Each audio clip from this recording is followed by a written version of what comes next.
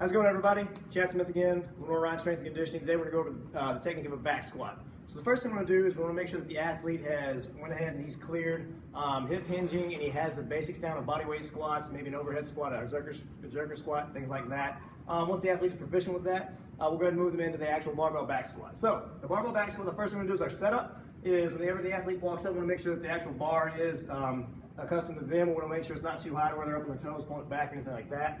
What we want to make sure of is whenever they actually come up to the bar, we want to make sure that their hands aren't all the way out of the collars.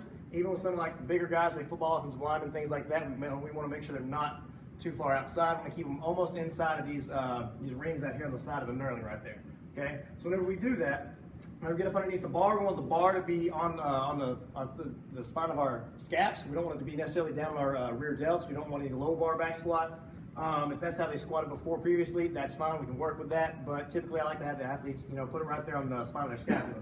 So, whenever they're going to get set up, make sure they grab the bar not too wide.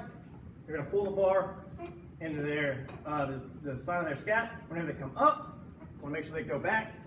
We're going to make sure that they have their feet no wider than their shoulders. They can be anywhere between their hips and their shoulders. Make sure they have a big chest, tight back, still rock to their spine, making sure that it stays up. And one thing we want to make sure of is they're not looking up at the ceiling. That puts the spine in a bad position. All right, once we get that good setup, we want to make sure we start off with a hip hinge back, and then we're actually going to squat down, parallel, staying on our heels, coming back up.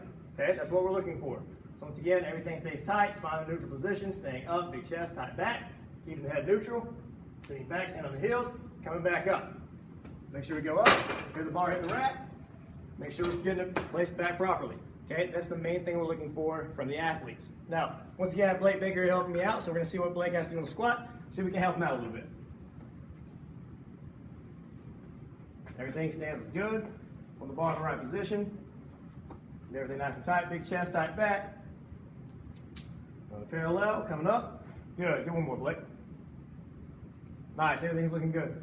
One thing you want to look out for is you want to make sure that the athletes don't go on their toes. If they're going on their toes, main thing might be getting that hip hinge back. You want to make sure that they can actually push their hips backwards first before they start squatting. A lot of athletes will come in the bar or get the bar on their back, they'll come up, and they'll immediately just start dropping their hips. Whenever they do that, their knees roll forward and they're on their toes. Okay, make sure they're sitting backwards, make sure they feel comfortable doing this first. If not, we'll go back and we'll correct whatever we need to correct.